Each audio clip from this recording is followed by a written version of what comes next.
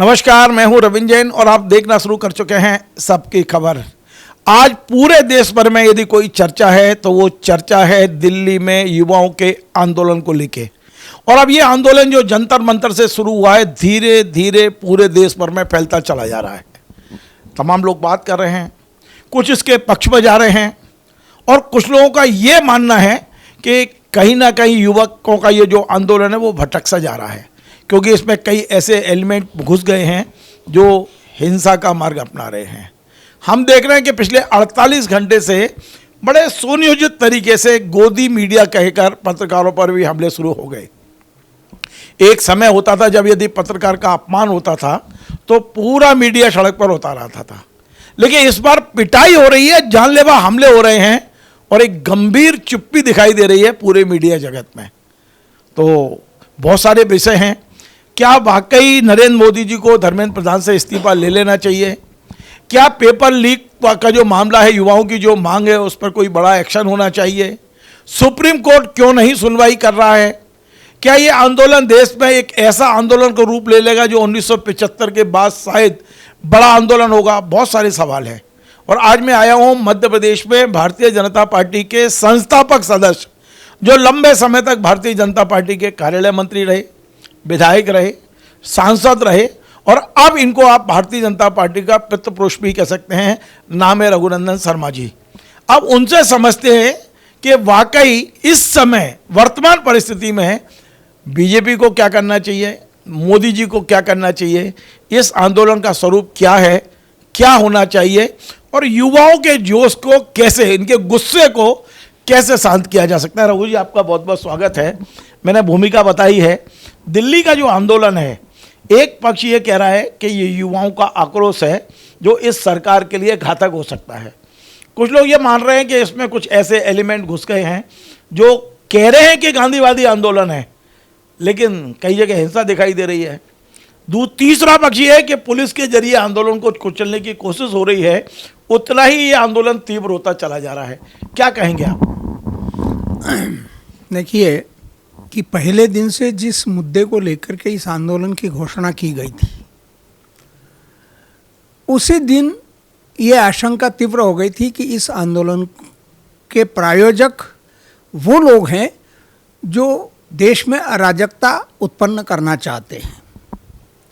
यदि paper leak का मामला और शिक्षा मंत्री का त्यागपत्र का प्रसंग आता और उस मुद्दे को लेकर के आंदोलन होता, तो जब पेपर लीक हुआ और परीक्षाएं स्थगित की गई तभी यह आंदोलन खड़ा हो जाना चाहिए था, क्योंकि उस समय विद्यार्थियों को जो परेशानी हुई उनको फिर से देना पड़ा, फिर से परीक्षाएं आयोजित हुई।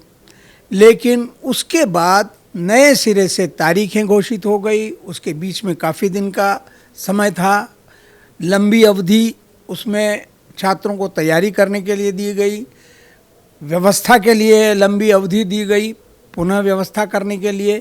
उस बीच में कोई आंदोलन नहीं हुआ।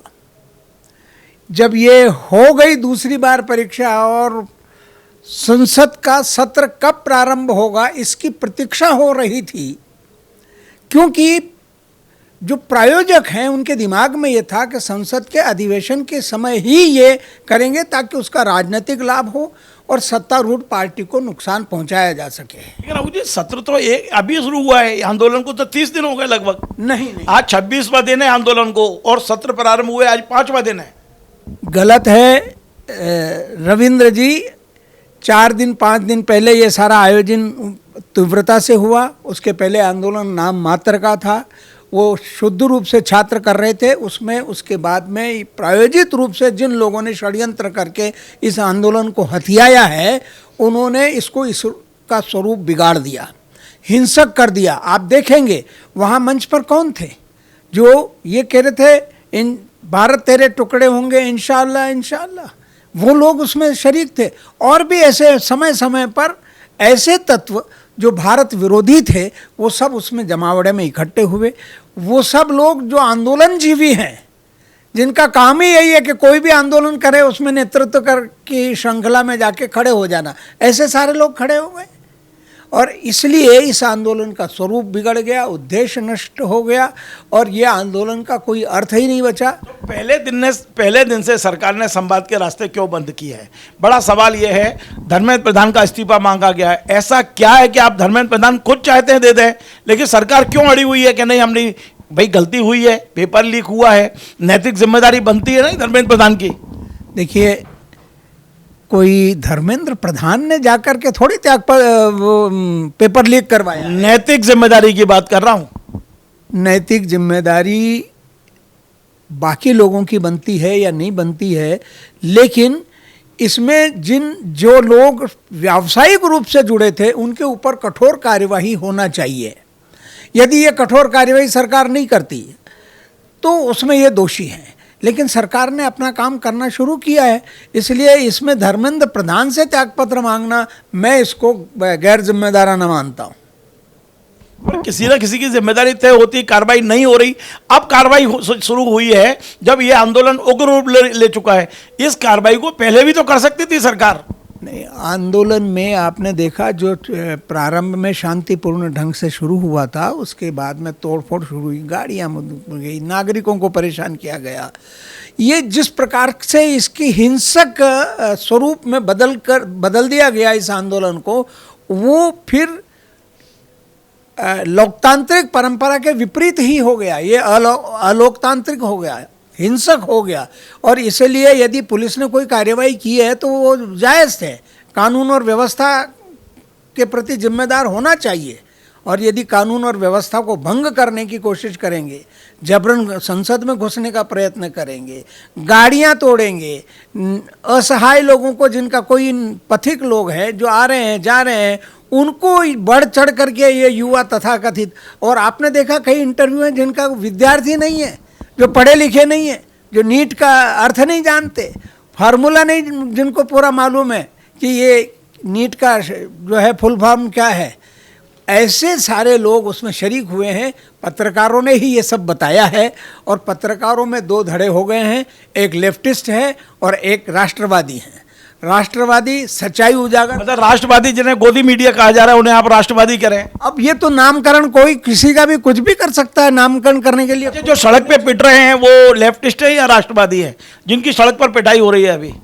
नहीं, पत्रकारों के ऊपर किसी को भी हाथ उठाने की वो नहीं है, उनको हाथ उठाना ही नहीं चाहिए। पत्रकारों का सम्मान करना चाहिए, पत्रकारों को बल्कि सही समाचार बताने के लिए उनको सहयोग करना चाहिए और सुविधा देनी चाहिए। जी, मैं आपकी बात से सहमत हूँ कि पत्रकारों पे बिल्कुल हाथ नहीं उठाना चाहिए, लेकिन क्या पत्रकारों को भी दिन भर हिंदू मुस्लिम और पाकिस्तान हिंदुस्तानी करना चाहिए? देश में और कोई समस्या नहीं रह गई है? देश में बेरोजगारी की समस्या पे बात क्यों नहीं करते कि बच्चों को रोजगार मिलना चाहिए? क्यों नहीं बात करते कि बेरोजगार बच्चों के अधिकारों को क्यों हनन हो रहा है? शिक्षा का कबाड़ा हो गया, यूनिवर्सिटियों में डिग्रियां बिक रही हैं। जो हालात देश के हो गए हैं आज की तारीख में, यदि पत्रकार उस पर बात नहीं करेंगे तो जो हो रहा है उसको कैसे रोकेंगे? ऐसे पत्रकारों का सम्मान होता है, सम्मान होना चाहिए, और पत्रकारों को भी ऐसे मुद्दे उठाकर अपने राष्ट्रीय कर्तव्य का निर्वहन करना चाहिए। और ऐसा जो करते हैं उनका मैं स्वागत करता हूं, उनका अभिनंदन करता हूं, वे अभिनंदनीय हैं, वो देश का काम कर रहे हैं, भारत माता की सेवा कर रहे हैं।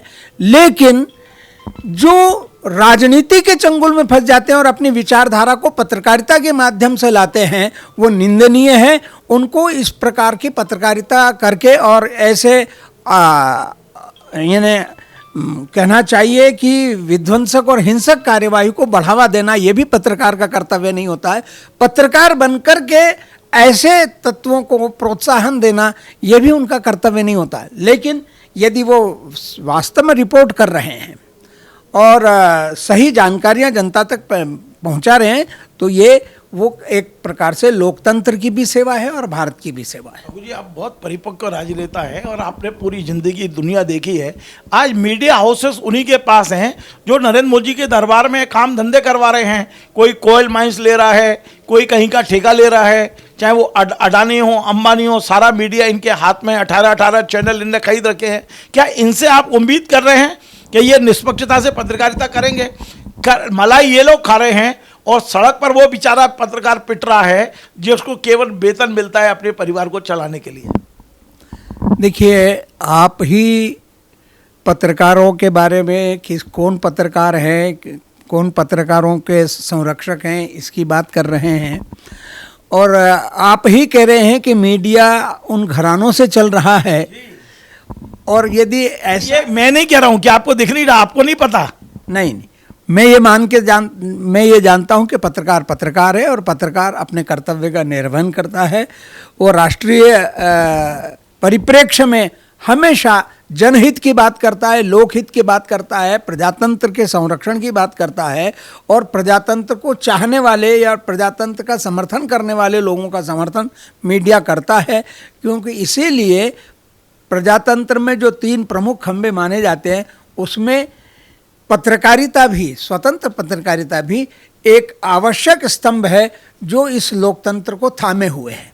रघु जी, आपने अपने जीवन का बड़ा हिस्सा विपक्ष में बिताया है, सड़क की राजनीति की है, डंडे खाए हैं आपने, ऐसे ही सत्ता के दरवाजे तक नहीं पहुंचे हैं। आपको क्या लग रहा है कि मौजूदा हालात में सत्ता यदि संवाद के रास्ते बंद कर देंगे, क्यों नहीं संवाद करते, क्यों नहीं सड़क पे बैठ के बात? आप भी एक समय कहते थे कि आइए सड़क पे बात करिए। इंदिरा गांधी ने ये जो तानाशाही दिखाई, उसी का परिणाम है कि आज आप सत्ता में बैठे हैं। और आज जो लोग तानाशाही दिखा रहे हैं या संवाद के रास्ते बंद कर रहे हैं, क्या उनका हाल वही होगा जो आज कांग्रेस का हुआ है? देखिए, जो भी समाचार पत्रों के माध्यम से या मीडिया के माध्यम से समाचार मेरे पास आते हैं और मैं भी पढ़ता हूँ, मैं भी देखता हूँ, क्योंकि दृश्य मीडिया भी है और श्रव्य भी है और प्रिंट भी है।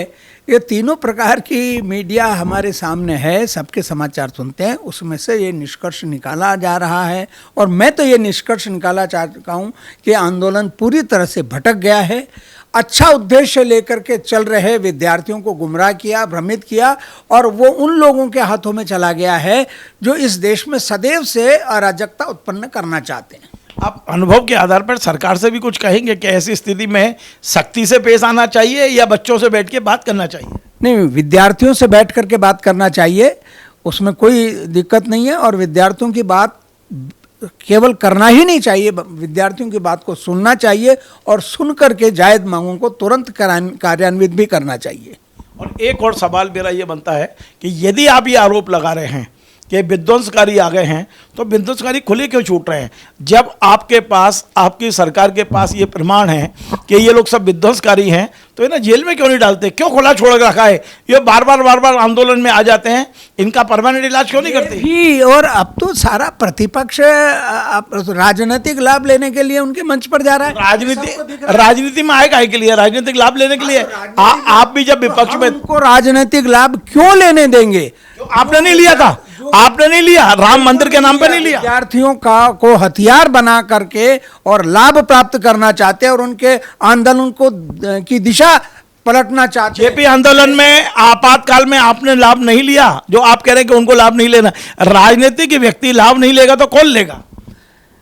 यदि राजनीतिक दल अपने स्तर पर आंदोलन करते हैं तो स्वागत है, विपक्ष को आंदोलन करने का, सत्याग्रह करने का, विरोध विचार पर, लेकिन छात्रों के कंधे पर बंदूक रखना और उनके आंदोलन में घुस करके उसको हथिया लेना, यह निंदनीय है। चलिए, आज जो वास्तविक छात्र सफर कर रहे हैं, अंतिम सवाल है, वास्तविक छात्र जो सफर कर रहे हैं, परेशान हैं, बहुत सारा एक मतलब भविष्य उनको अंधकार में दिखा दे रहा है। इसलिए देखिए, छोटे छोटे 16, 17, 18 साल के बच्चे सड़क पे उतर रहे हैं। किसी को शौक नहीं है, मैं आपको बता दूं, और हर व्यक्ति आंदोलनजीवी नहीं है और हर व्यक्ति क्रिमिनल नहीं है, हजारों की तादाद में। और अब ये आंदोलन धीरे धीरे मतलब पूरे देश भर में फैलता जा रहा है, हर राज्य में, छोटे छोटे कस्बों में ये आंदोलन फैल रहा है। कुछ तो चिंता होना चाहिए। उन बच्चों को आप क्या कहेंगे रघु जी?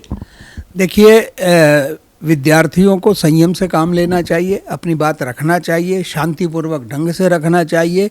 उनका अधिकार बनता है, हक बनता है और हक मांगना लोकतंत्र में अपराध नहीं है। इसलिए उनको बिना किसी स्वार्थी राजनीतिज्ञों के चक्कर में आए या अराजकवादी जो हमेशा अगुवाई करके और उसमें घुस जाते हैं, उनको पहचान करके उनको दूर रख करके आंदोलन चलाना चाहिए। आंदोलन चलाना ये एक लोकतांत्रिक अधिकार है। मैं ऐसे शांतिपूर्ण अधिकार आंदोलन का समर्थन करता हूँ। बहुत बहुत धन्यवाद। तो आपने सुना रघु जी का ये जो अनुभव है लंबा, करीब 60-70 साल का जो अनुभव उनके पास है। उनका कहना है कि ये जो आंदोलन है आज की तारीख में ये भटक गया है। शांतिपूर्ण तरीके से शुरू हुआ था, लेकिन उसमें ऐसे एलिमेंट घुस गए हैं जो इसकी दिशा भटका दी है और इस आंदोलन को हिंसा के रास्ते पर ले गए हैं। पर रघु जी की दो बातें बड़ी महत्वपूर्ण हैं। नंबर 1, उनका कहना है कि प्रेस का सम्मान होना चाहिए। नंबर 2, रघु जी का कहना है कि युवाओं को अपनी बात तरीके से कहना चाहिए और ये भी कहना है कि सरकार को इन युवाओं की भावनाओं को संवेदनशील से समझना चाहिए, संवाद के रास्ते खोलना चाहिए और जाजम पर बैठकर हर समस्या का समाधान होना चाहिए। नमस्कार।